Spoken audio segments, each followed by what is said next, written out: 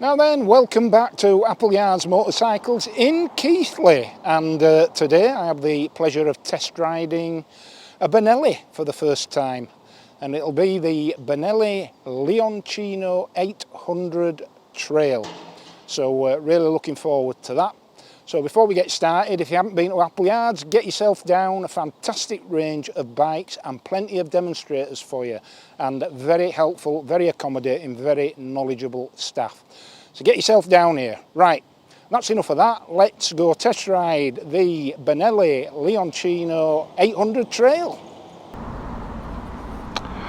Right then, so there she is, the Benelli Leoncino, which means Little Lion.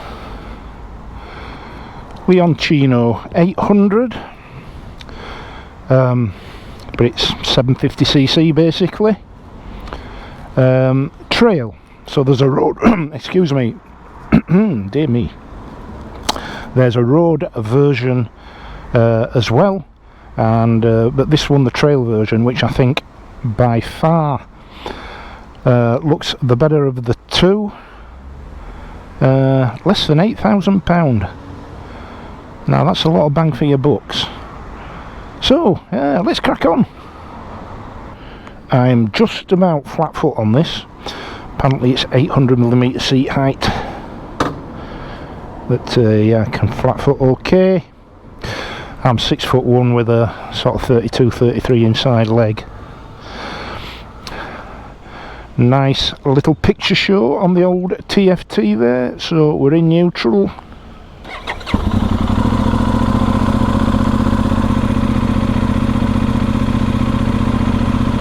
There we go. The beating heart of a parallel twin. So as you can see on the TFT there, I don't know if you're a lover of TFT or not. I've sort of mixed feelings. I think it very much depends upon the bike, but nothing at all negative to say about this one.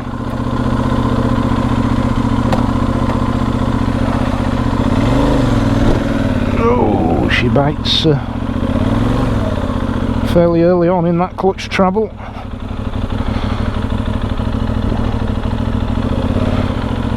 Okay.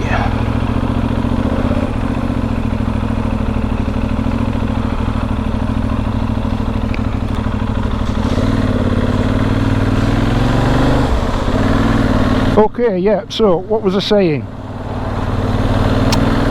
Yeah, TFTs, I don't know if you're a lover of TFTs or not. I can sort of take them or leave them, it depends on the bike.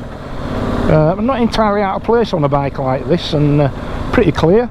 You've got sort of this double rev counter affair going on.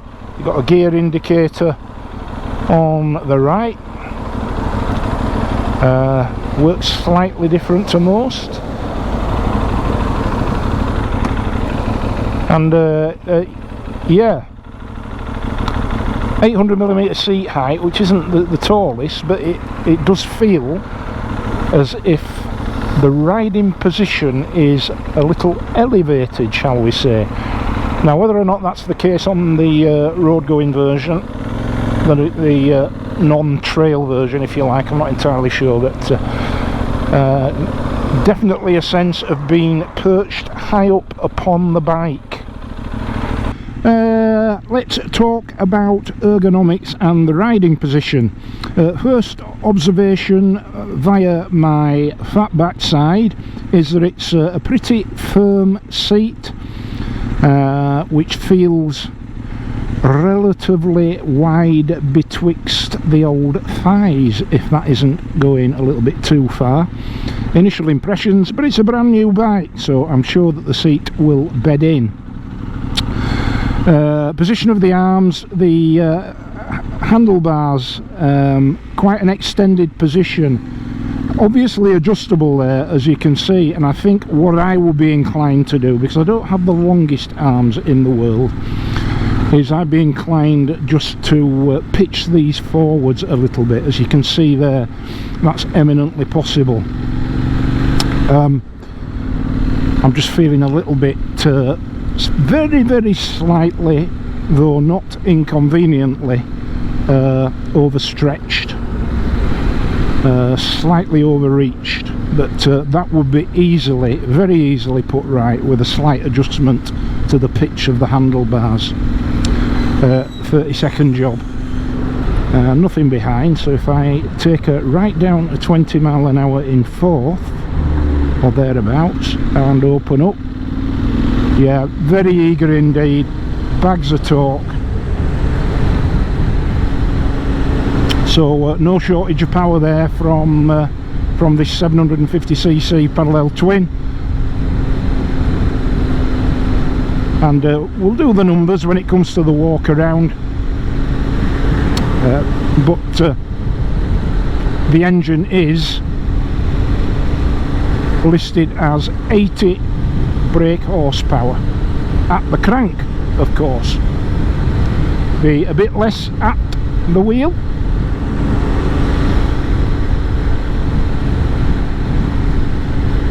But yeah, and feels really nimble and agile as well for a physically fairly big bike.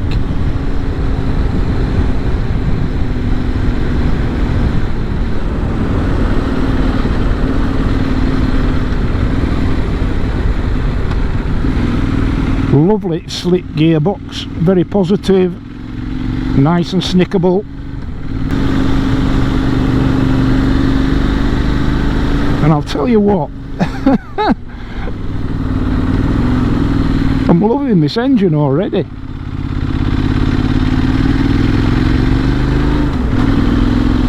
It's got plenty of real world power, plenty.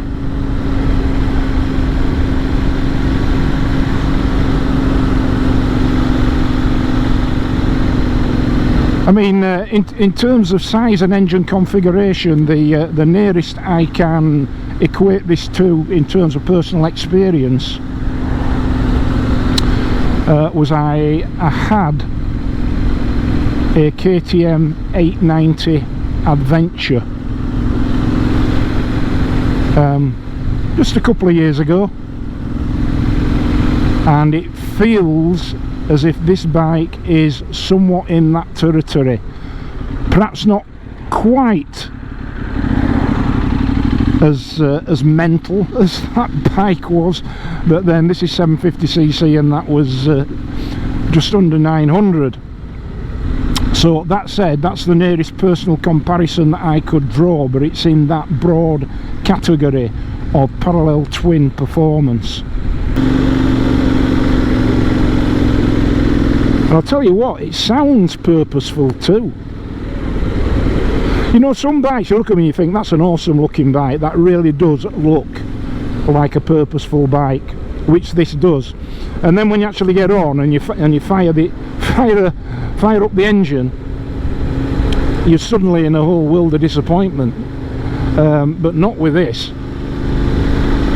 I mean, I don't know if you could get aftermarket exhausts for this relatively new bike, but I don't think that's a road that I'd be tempted to go down, because the stock exhausts sound awesome.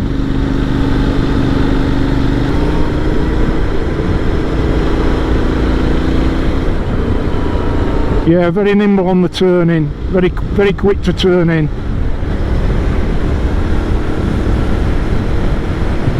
Very sure-footed. These tyres are Pirelli tyres, I think they're the Pirelli STRs.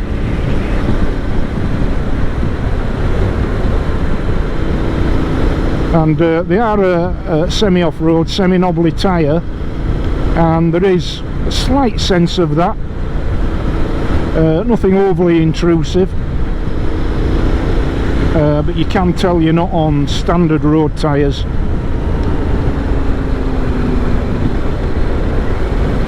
But I have to say, in terms of aesthetics alone, that these tyres absolutely look the part on this bike. And I'm sure you could do a fair bit of off-roading on this. on this bike, which you know, I mean, to all intents and purposes, I'm guessing it is a scrambler, and its obvious competition would be something like the Triumph Scrambler 900, formerly the Street Scrambler, was it? Scrambler 900. There will be others, but you ain't getting a brand new Triumph Scrambler 900 for under £8,000, that's for sure.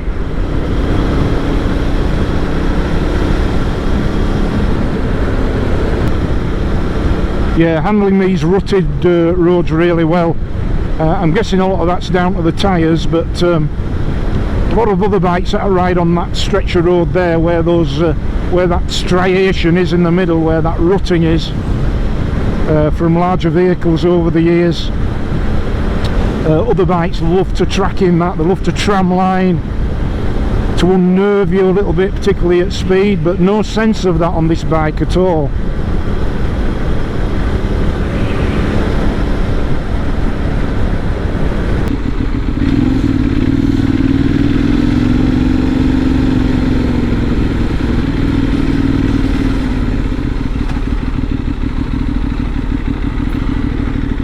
Right, well, so absolutely no issues with filtering then on this.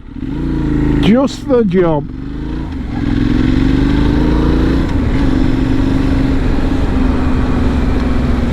See how she deals with these speed bumps. Yeah, pretty good. The suspension on this is adjustable, both front and rear, for preload and damping. So we'll have a look at that on the walk around. And if there is an elephant in the room, I suppose it might be, if you were so minded, the fact that although this bike sports an Italian name, it is Chinese made.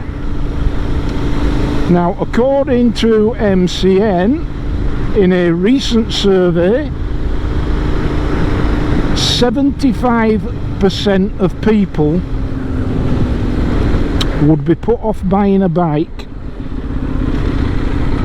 by the fact that it was made in China. So why is that? Is it for political reasons? Is it because of perceptions around fit and finish and build quality? Around reliability?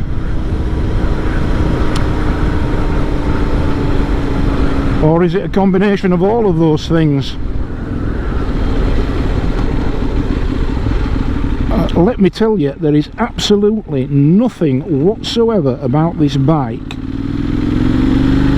that suggests to me that the fit and finish is anything other than spot on, and that the quality of the components is anything but premium.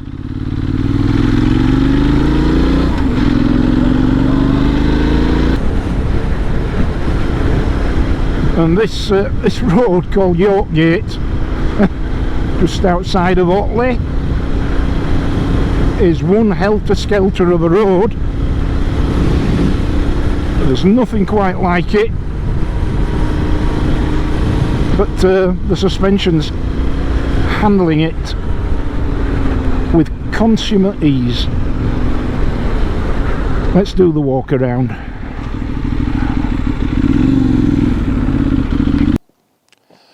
Right then, so here we are, the Benelli Leoncino 800 Trail. Let's have a look around before we do the numbers, and very stylish indeed. Loving that 800 logo there on that heat shield stroke flange, whatever else you might call it. It's just part of the plastics, isn't it? And as you can see, that twin silencer exhaust there. Blacked out powder coated finish to all the engine and frame components. as I say, in that very fetching and very in vogue matte green colour. Lovely gold forks, and a little bit of a futuristic looking headlamp, LED of course, and equally indicators in the same style to complement it. A bit of a fly screen going on there. And of course, not forgetting on the front mudguard, a Leoncino, a little lion. And I think overall, that's a very, very smart looking motorcycle. Yes, this bike is growing on me in spades. So let's talk some numbers. So if we talk about the engine first then. Okay, so we have a 4-stroke parallel twin direct overhead cam 8-valve engine, 754 cc's, and liquid cooled, and power outputs are claimed 80 brake horsepower at 9,000 RPM and 50 pound-feet or 67 newton meters of torque at 6,500 RPM. It's a wet clutch and it's a 6-speed gearbox, and as you can see there, it is chain drive. So let's have a look at the suspension. At the front there we have 50mm upside down forks, and at the front there they have 140mm of travel. And at the back we've got, hope you can see there, we've got a swing arm with a monoshock spring preload adjustable hydraulic rebound adjustable suspension setup. So there are adjustments on the suspension front and rear. So let's take a look at the brakes then at the front. So as you can see there, I'm sure we have twin discs. They are 320mm floating discs, and they have Brembo made, according to the specs, 4-piston calipers, although they are badged Benelli. On the rear we have a single 260mm disc, and there with a 2-piston caliper.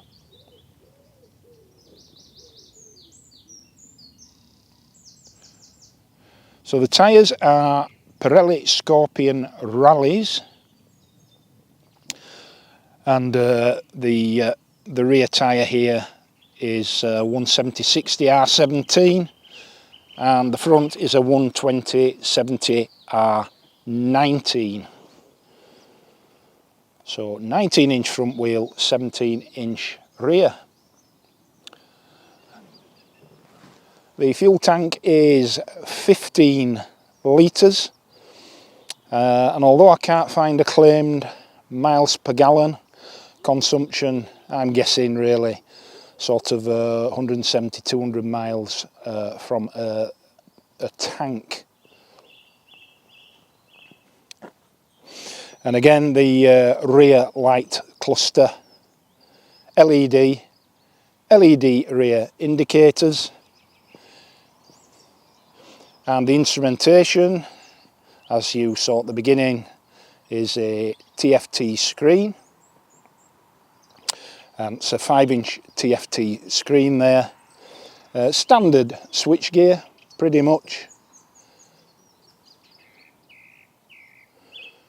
Nothing that departs from the established formula around the switch gear, adjustable for span, clutch and brake levers, and that's a nice light clutch, and it's a wet clutch on this bike.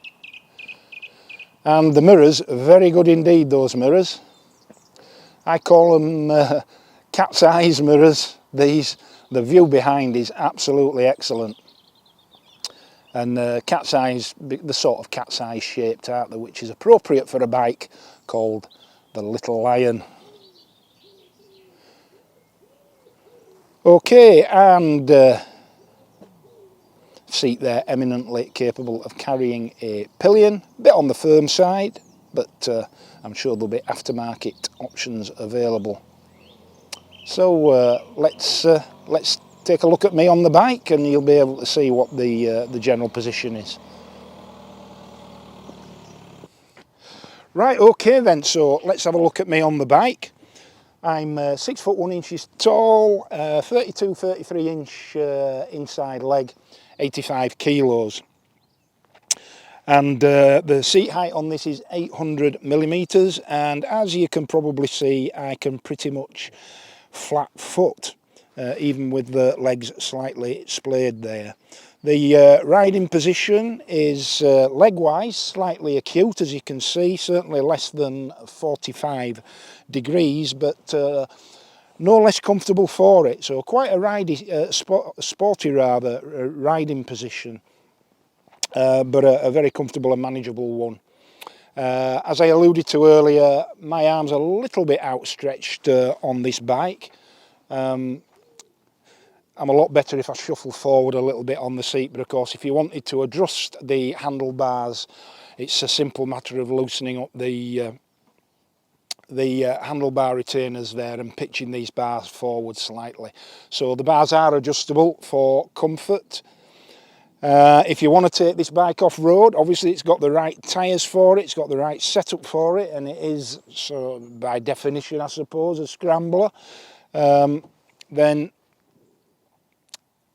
a stood-up position is perfectly achievable, and I can see no issues there. You'd certainly have full control of this bike on the rough stuff.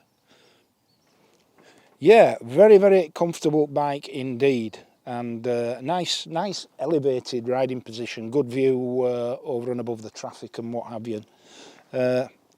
Really comfy bike, and it's growing on me, as you probably gathered.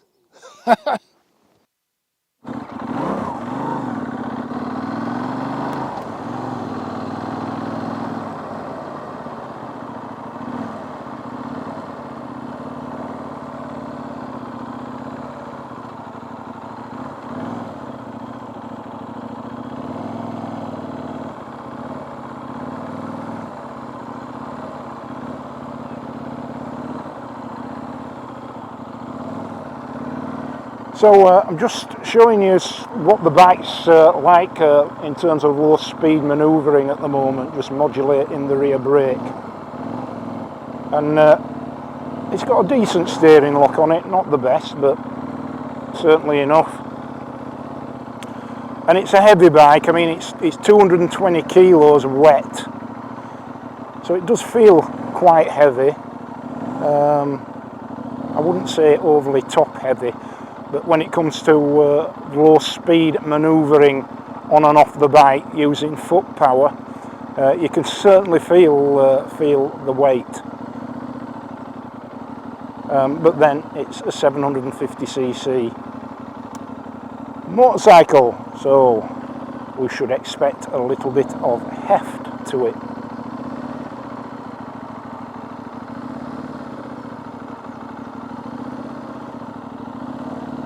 But once up and running, even at low speed, very, very manoeuvrable.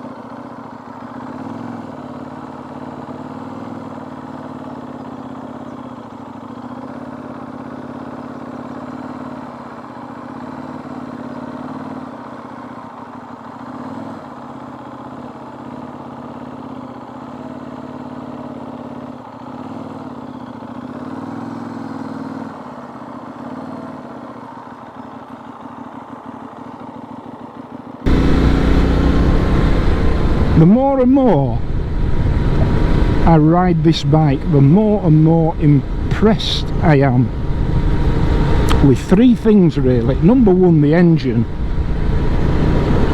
The engine is so willing and so tractable for a 750cc parallel twin. It wants for nothing. Second thing is the riding position. For me, it's perfect. It's basically like, how can I describe it without going all lovey and theatrical? I suppose it sits somewhere between a fully fledged off-road bike like a Yamaha Tenere, for example, another bike I absolutely love, certainly the World Raid version, and a regular adventure bike. That's what it feels like, and it's absolutely, for me, it's absolutely sublime.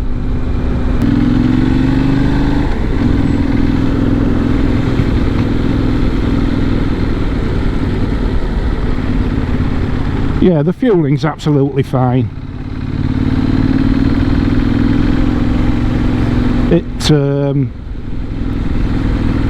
It would lap up being used as a commuter with this bike, no problem whatsoever. Yeah, this is a really steep gradient. You won't be able to tell from the GoPro footage, but it's just pulling like a train.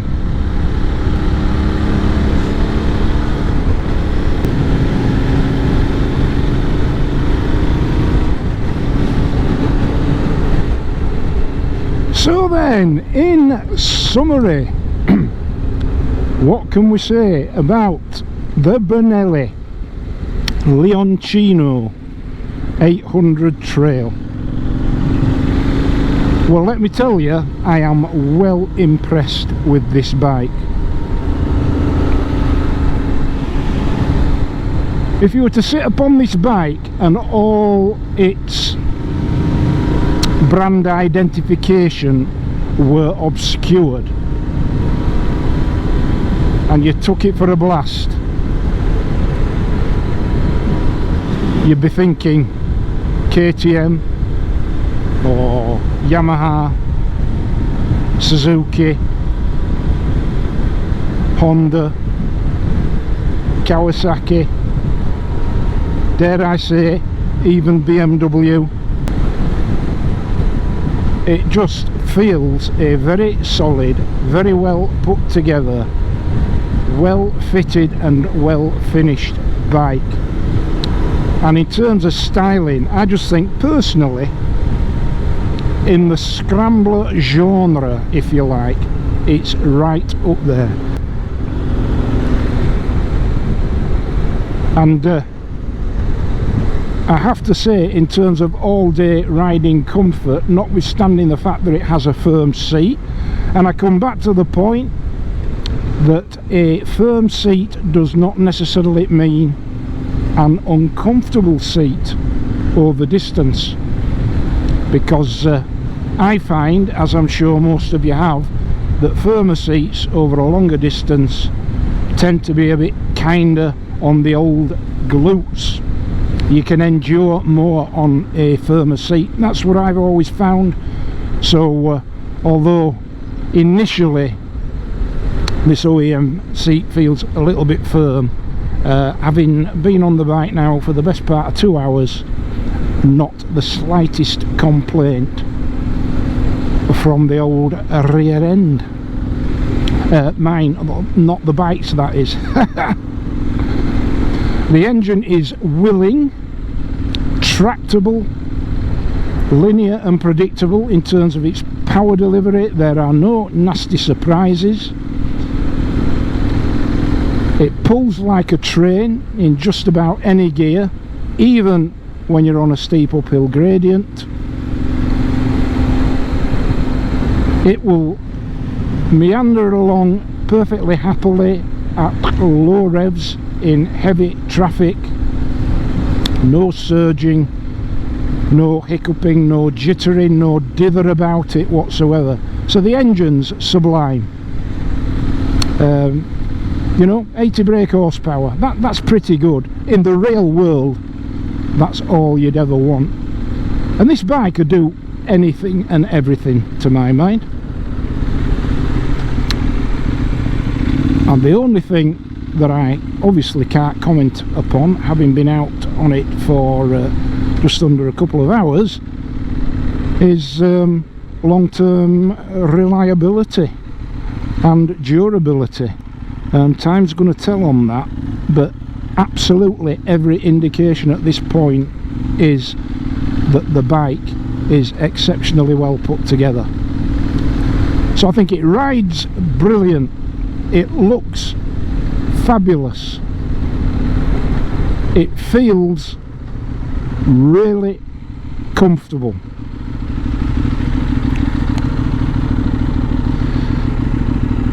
And I don't know what else to say really, other than I have been very, very, very pleasantly surprised by this bike. And do I want one, and would I have one? Absolutely yes. Absolutely 100% yes. And I'm not going to get tied in a knot over, oh, it's made in China. You know, if that's 75% of the people that MCN surveyed are going to be put off a superb bike like this just because of the country in which it is made, then they need to think long and hard about all those Chinese components that are in just about every piece of equipment and every bit of clothing that they probably encounter in the rest of their lives. I can't believe 75% of people surveyed would basically say, I don't want that fantastic, beautiful, totally practical bike because it's made in China. Unless you're making a political stand, and that's a whole other consideration.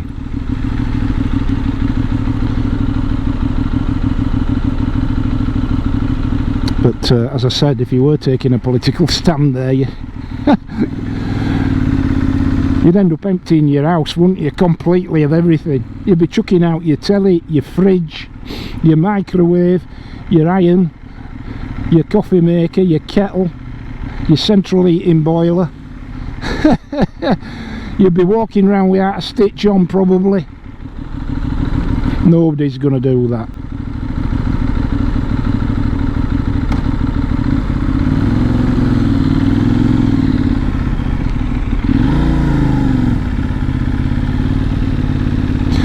Yeah, so that's really the summary and conclusions. I'd have this bike all day long. If you're after a practical bike that will, yes, the horn works, that will just about do anything, go anywhere, 1 up, 2 up. I don't know if you can or will be able to get luggage for this, but there are always luggage options of one description or another for just about any bike. So you could tour on this, absolutely. It's got the range, it's got the comfort, it's got the road presence, it's got the kudos, it's got the credibility, it's got the cachet and the style, and dare I say even the hubris, if that's the sort of thing you're concerned about, and I'm ashamed to say that I am. It's got to look good, and I've got to look good on it insofar as I can look good on anything.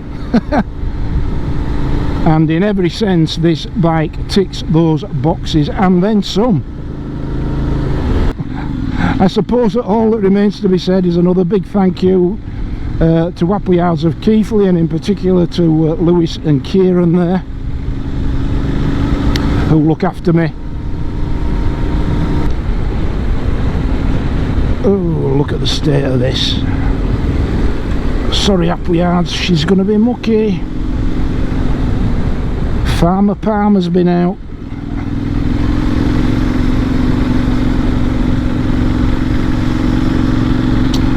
Yeah, and again, insurance costs and maintenance costs, I just, you know, I think they're going to come in at a very, very respectable level.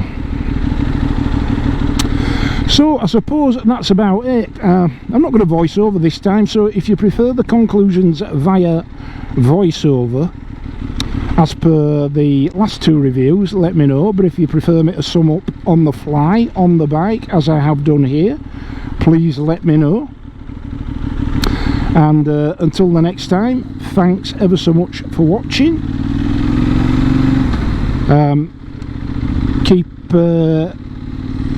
Keep it rubber side down and metal side up. And until the next time, ride safe, be kind, and I'll catch you soon. Toodle pip.